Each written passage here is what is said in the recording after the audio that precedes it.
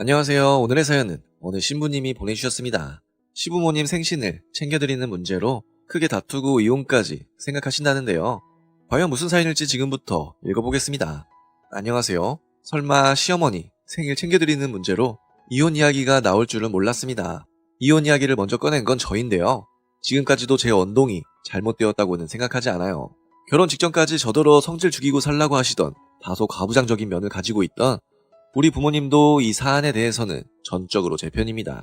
몇 번이나 돌이켜봐도 제가 잘못한 것은 없는 것 같거든요. 이대로 남편은 물론 시댁 집안까지 망하더라도 다 감수하고 이혼할 생각입니다. 시댁에서 제게 각서를 써주고 남편이 무릎 꿇고 빌지 않는 한은 말이죠. 어쩌다 일이 이렇게 되었는지 말씀드리겠습니다. 제가 결혼한 지는 5년이 좀 넘었습니다. 결혼 직후 시어머니 생일 한 번 치렀고 올해로써 5번째였어요. 이번 사태 이전에도 시어머니나 시아버지 생일 문제로 이래저래 불만이 적지 않았습니다. 시부모님이 자기 생신을 엄청나게 챙기는 스타일이라 부담이 컸거든요. 항상 시아버지 생일 다가오면 한 달 전부터 시어머니에게서 연락이 옵니다. 아가, 너희 아버지 생신 안 잊었지? 네, 물론이죠, 어머님. 내가 좀 일찍 연락하는 것 같지만 그만큼 너희 시아버지가 많이 기대하신다. 너희 시아버지가 살에 얼마나 사시겠냐. 잊지 말고 잘 챙겨드려야 한다. 이 레파토리를 결혼 후 시아버지 생일이 될 때마다 매년 반복해서 들었습니다. 시어머니 생신도 마찬가지였어요. 항상 생신 한 달 전부터 시아버지에게서 연락이 왔습니다. 애야, 시어머니 생신 얼마 안 남은 거 알지? 물론 알고 있어요, 아버님.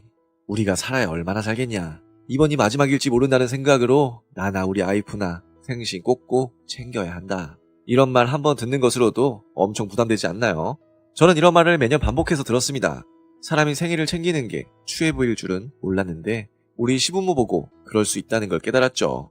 물론 생일날 축하받고 싶어하는 건 만국 공통일 겁니다. 하지만 엎드려 절받기도 아니고 매년 생일마다 배우자가 나서서 챙겨달라고 자기 며느리에게 요구하는 건 도에 지나친 것 아닌가요? 제 친구들에게 물어봐도 이런 집안은 우리 시부모 댁밖에 없었습니다. 친구들에게 이런 말 꺼내면 하나같이 이렇게 반응하더군요. 지연의 말 아니냐? 생일 한 달 전부터 사람 쪼는 집이 있다고? 뭐 그런 사람들이 다 있니? 지연의 말이었다면 얼마나 행복했을까요? 제겐 현실이었으니 문제죠. 아무튼 저는 결혼 5년 정도를 그렇게 살았습니다. 실은기생 내비치지 않으려 노력하며 시부모 생일마다 직접 참석해서 상 차려드리거나 선물 드리거나 암튼 할 수 있는 건 다 했어요. 우리 부모님 생신에는 몇 번 빠진 적 있지만 시부모 생신은 한 번도 빠진 적 없으니 이 얼마나 기특한 며느리인가요. 떠받들어져도 시원찮은데 안 그러더군요. 얼마 전의 일이었습니다. 작년 말부터 제가 다니는 회사가 상당히 바빠졌어요. 반년 정도 좀비 상태이던 회사가 큰 건수를 올려서 모처럼 기사회생했거든요. 정말 두어 달만 더 좀비 상태였어도 제자리까지 간당간당한 상태였거든요. 덕분에 회사 전체에 비상이 걸렸습니다. 말단 직원부터 사장까지 일에 파묻혀 지내야 했어요. 요즘은 일이 많은데 감사해야 할 판이라 저 역시 모처럼 쏟아지는 회사 일에 파묻혀 지냈죠. 그러다 시아버지에게서 전화가 왔습니다. 애야, 시어머니 생신 얼마 안 남은 거 기억하지? 네, 아버님. 얼마 전에도 전화했듯이 이번에도 정말 기대가 크단다. 꼭 참석해서 자리를 빛내주려무나. 그때 저는 시어머니 생일 참석 여부가 불확실했습니다. 100%라는 건 없지만 참석이 어려울 가능성이 작지 않았어요. 시어머니 생일 잔치는 평일이고 야근을 빼야 참석할 수 있는데 쉽사리 야근을 뺄 분위기가 아니었거든요. 아버님, 올해는 참석할 수 있을지 확답을 못 드리겠어요. 뭐라고? 가능한 참석하려 해보겠지만 혹시 안 되더라도 시어머니께 잘 좀 말씀드려 주시면 안 될까요? 제 질문이 끝나기 무섭게 전화가 끊어졌습니다. 차라리 화를 내실 것이지 성질 부리는 것처럼 전화를 확 끊어버리더군요. 진짜 욕 듣는 것보다 더 기분이 나빴습니다. 하지만 설마 아직 확답이 나온 것도 아닌데 제게 해코지 하리라고는 생각지 못했어요. 그런데 해코지를 하시더군요. 그날 집에 돌아가니 먼저 퇴근한 남편이 기다리고 있다 다짜고짜 목소리를 높이더군요. 1년에 부모님 생신 2번 있는 것도 못 챙겨드려? 남편이 다짜고짜 목소리를 높이니 저라고 성질 못 부릴 이유가 없잖아요. 자기 회사야 제대로 돌아가지도 않지만 우리 회사는 정말 바쁘다고. 확정된 것도 아닌데 시아버지가 자기한테 일러 바쳤어? 나 혼내라고? 그날 밤새도록 남편이랑 싸운 기억이 납니다. 남편이 효자라는 건 알았지만 설마 시부모 생신 참석 문제로 저를 이렇게 대할 줄을 몰랐어요. 그게 더 괘씸해서 결국 저는 시어머니 생신에 빠졌습니다. 사실 시아버지와 남편이 괘씸한 거와 별개로 참석 자체가 어려운 상황이었어요. 괜히 제가 일 없는데 자리 빠졌다는 소리 들을까봐 회사가 바쁘다는 인증사진까지 찍어서 시아버지, 시어머니, 남편에게 모두 보냈습니다. 상식이 있는 사람들이면 그 사진을 보고 제게 더 화를 안 냈겠죠. 아쉽게도 셋 모두 상식이 없는 사람들이었습니다. 시어머니 생신 당일이었습니다. 저녁 늦게 회사에서 일하고 있는데 전화가 왔습니다. 시어머니 전화를 받기 무섭게 화난 목소리가 들려오더군요. 네가 날 이런 식으로 대할 줄을 몰랐다. 생신 때문에 그러세요? 그래, 아무리 회사 일이 바빠도 시어머니 생신에 빠지는 게 무슨 도리니. 어머님, 제가 보내드린 사진 못 봤어요? 지금 회사가 비상이라고요. 회사가 중요하니? 시어머니가 중요하니? 시어머니가 더 중요하지만 생신 챙겨드리는 게 제 직장보다 더 중요해요. 제가 시어머니 생신 참여했다가 직장에서 잘리면 시어머니가 제 인생 책임질 거예요. 제가 좀 과장해서 말한 건 인정합니다. 하지만 시어머니 생일이라고 야근 빼기가 난감한 상황이었던 건 사실이에요. 제 윗사람 중에서도 야근 때문에 자기 생일, 자기 부모 생일 넘어간 사람이 있는데 제가 뭐라고 시부모 생신 챙겨드린다고 야근을 빼겠어요. 저는 가능한 한 좋게 해결하라고 다시 한번 열심히 일하는 중이라고 인증사진을 보내드렸어요. 그게 오히려 시부모와 남편에게는 마이너스였나봐요. 그날 자정 넘어서 집에 돌아오는데 남편이 팔짱 끼고 소파에 앉아 있더군요. 절 본 남편 첫마디가 이랬습니다. 시부모 무시하고 열심히 일하고 와서 기분 좋아? 가뜩이나 야근 때문에 힘든 사람 보고하는 소리가 이런 식이었어요. 지난 몇 년간 시부모 잘 모시고 남편 잘 맞춰주면서 살아왔던 게 다 무엇인가 싶더라고요. 그래서 저도 남편 수준에 똑같이 반응해 주었습니다. 그래, 기분 좋다. 아주 좋더라. 자기와는 다르게 회사 일이 너무 바빠서 시부모 얼굴 안 보고 회사에 밤늦게까지 있다 오니까 아주 좋던데? 지금 그걸 말이라고 하는 거야? 말이라고 한다. 자기가 시어머니나 시아버지나 사람이 어떻게 그래? 내가 노느라 참석 못한 것도 아니잖아.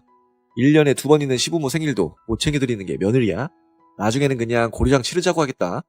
이쯤 되니 남편이 정신병자로 느껴졌습니다. 시어머니 생일 한 번 못 챙겨드렸다고? 그것도 일하느라 못 챙겼다고 고려장 며느리 소리가 나오다니요. 안 그래도 남편에 대한 모든 정이 다 떨어졌는데 남편이 결정타를 날리더군요. 다 필요 없고 일단 내일이라도 나랑 같이 부모님 집에 가자. 무조건 잘못했다고 빌어. 알았지? 네가 한술 더 뜨는구나. 뭐라고?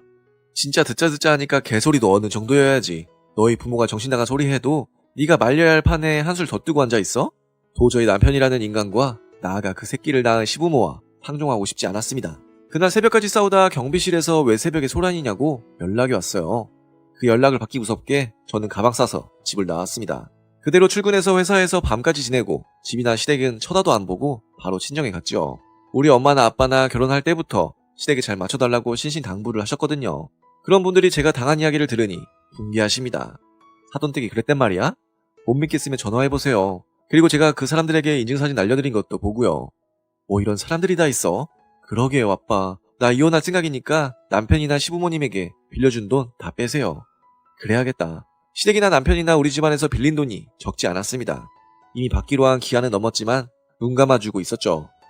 시국이다 보니 직장 다니는 남편은 몰라도 노래방 하던 시댁은 거의 망한 판이라 몇 년 정도는 빚을 안 받겠다는 게 아빠 생각이셨습니다. 하지만 딸이 사람 취급도 못 받는다는 사실을 안 아빠가 생각을 바꾸셨어요. 시댁이 빌려간 돈 1억 2천만 원, 남편이 빌려간 돈 5천만 원. 이미 약속한 기한이 지났으니 당장 갚으라고 양쪽에 통보했습니다. 당연히 시댁에서는 난리가 났죠. 제가 우리 엄마 아빠 꿰어서 시댁 압박하는 폐륜 며느리라는 식이었습니다. 하지만 그런 주장은 무슨 설득력이 있나요? 제가 몇 번이나 시어머니 생신 참석 못한다고 사전에 양해를 구한 증거가 남아있는데요. 결국 우리 부모님도 시댁이나 남편과 연락을 끊고 내용 증명을 보냈습니다. 빨리 빚 안 갚으면 압류 들어간다고요. 이쯤 되니 남편도 시댁도 자기들 상황이 급한 걸 깨달은 모양입니다. 슬슬 저와 협상을 하겠다는 분위기예요. 지금 생각 같아서는 협상은 고사하고 이혼은 물론 남편과 시댁 인생을 결단낼 생각이에요. 일단 시부모와 남편 입에서 잘못했다는 말까지는 들었습니다. 하지만 그 말만으로는 믿을 수 있나요? 제가 시댁과 남편에게 요구했습니다. 앞으로 생신이든 제사든 일 있으면 무조건 빠질 거예요. 제가 시댁의 어떤 집안 행사에 빠져도 절대 이 일을 제기하지 않겠다고 각서를 쓰세요. 안 그러면 이혼입니다. 그리고 자기는 나한테 무릎을 꿇고 사과해. 둘 중 하나만 빠져도 이혼이야. 남편에게 며칠 시간을 주었고 그 답변을 기다리고 있어요. 결과가 어떻게 나오든 제가 이긴 게임이니 전 편안합니다. 이대로 남편 집안 말아먹고 이혼할지 각서와 남편의 사죄를 듣고 다시 집에 들어갈지 결과가 궁금해지네요. 들어주셔서 고맙습니다. 네, 오늘의 사연은 여기까지입니다. 시부모님 생신 챙겨드리는 문제로 다툼이 커졌다는 사연이셨습니다. 아직 결말이 나지 않았다고 하시는데 아무쪼록 사연 보내주신 분에게 좋은 결말이 있기를 바랍니다. 그럼 저는 다음 사연으로 돌아올 테니 구독과 좋아요, 알람 설정 부탁드려요.